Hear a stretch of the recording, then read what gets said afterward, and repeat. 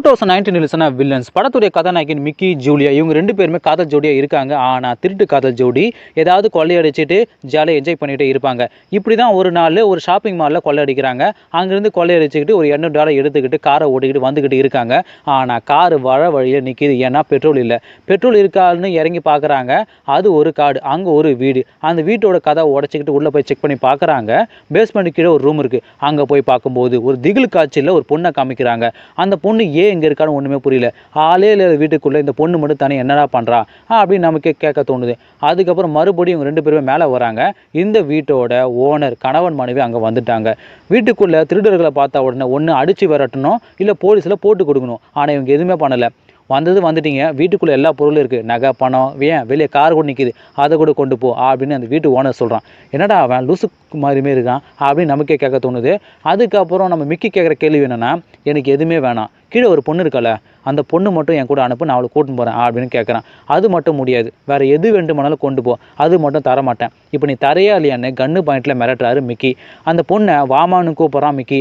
Shoulder மேலே கை வைக்கிறான். ஆனால் அந்த பொண்ணை கையை கடிச்சிடறான். அங்கேயே மிக்கியையும் ஜூலியையும் அடிச்சுட்டு நம்ம மிக்கியை பெட்டில் போட்டு கட்டி வச்சுட்டாங்க. மிக்கி கண்ணு திறந்து பார்த்தா அந்த வீட்டு ஓனர் பொம்பளை ட்ரெஸ்ஸே இல்லாமல் இவனுக்கு முன்னாடி ஆடிக்கிட்டு இருக்கா. ஐயோ என்னடா கொடுமை இது அப்படின்னு நமக்கே தோணுது. அதுக்கப்புறம் மிக்கியையும் ஜூலியையும் டைனிங் டேபிளை உட்கார வச்சு கட்டி போட்டுட்டு சாப்பாடும் கொடுக்குறாங்க. ஏண்டா சாப்பாடும் போடுறீங்க, கட்டி போட்டுட்டு எப்படா சாப்பிட முடியும் அப்படின்னு ஏகப்பட்ட கேள்விகள் அங்கே வைக்கிறோம். அந்த வீட்டு ஓனர் ஒரு கதை சொல்ல ஆரம்பிக்கிறான். என்னுடைய மனைவிக்கு குழந்தைன்னு ரொம்ப பிடிக்கும், ஆனால் அவளுக்கு குழந்தை பாக்கியம் கிடையாது. அதனால தான் அவள் உன் கூட மேட்டர் பண்ண வந்தா, அதுக்கு நான் தான் பர்மிஷன் கொடுத்தேன் அப்படின்னு சொல்கிறான். அது மட்டும் இல்லை, இந்த பொண்ணை ஒரு இடத்துலேருந்து கடத்தி கொண்டு வந்து தான் நாங்கள் வளர்க்குறோம்.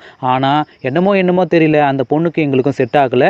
அந்த பொண்ணை என் மனைவி கொலை பண்ண முயற்சி பண்ணால் நான் தான் அவளை பேஸ்மெண்ட் கீழே வச்சு அவளுக்கு சாப்பாடெலாம் கொடுத்து வளர்த்துக்கிட்டு இருக்கோம். ஒழுங்காக வந்தீங்கன்னா கண்டிப்பாக திருடிட்டு போயிருக்கலாம். இப்போ தேவையில்லாமல் நீங்கள் மாட்டிக்கிட்டீங்க. இப்போ இருந்து எப்படி எங்ககிட்ட தப்பிக்க போகிறீங்கன்னு படத்தை திரைப்பட காட்சிகள் மூலமாக செம்மையாக சொல்லியிருக்காரு இயக்குனர். இதுக்கப்புறம் நடக்கிற மூமெண்ட்டு எல்லாமே வெறித்தனமாக இருக்குது.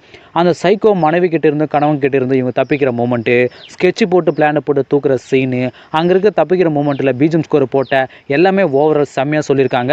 அங்கே ஒரு போலீஸ் வருவான், அவனையும் கடைசியில் போட்டு தள்ளுற நிலைமை ஏற்படும். அந்த சீனையும் வெறித்தனமாக சொல்லியிருக்காங்க. இதுக்கப்புறம் என்ன நடக்க போகுது, இதுக்கப்புறம் என்ன நடந்தது, அந்த பொண்ணை இறுதியாக காப்பாற்றினாங்களா இல்லையா, அங்கிருந்து 3 பேருமே தப்பிச்சாங்களா இல்லையான்னு கதையை முடிக்கிறாங்க. விறுவிறுப்பான காட்சிகள், த்ரில்லர் ஆடியன்ஸுக்கு கண்டிப்பாக இந்த படம் ரொம்ப பிடிக்கும். அந்த அளவுக்கு வெறித்தனமான மூவி வில்லன்ஸ். யமனும் நானே சிவனும் நானே.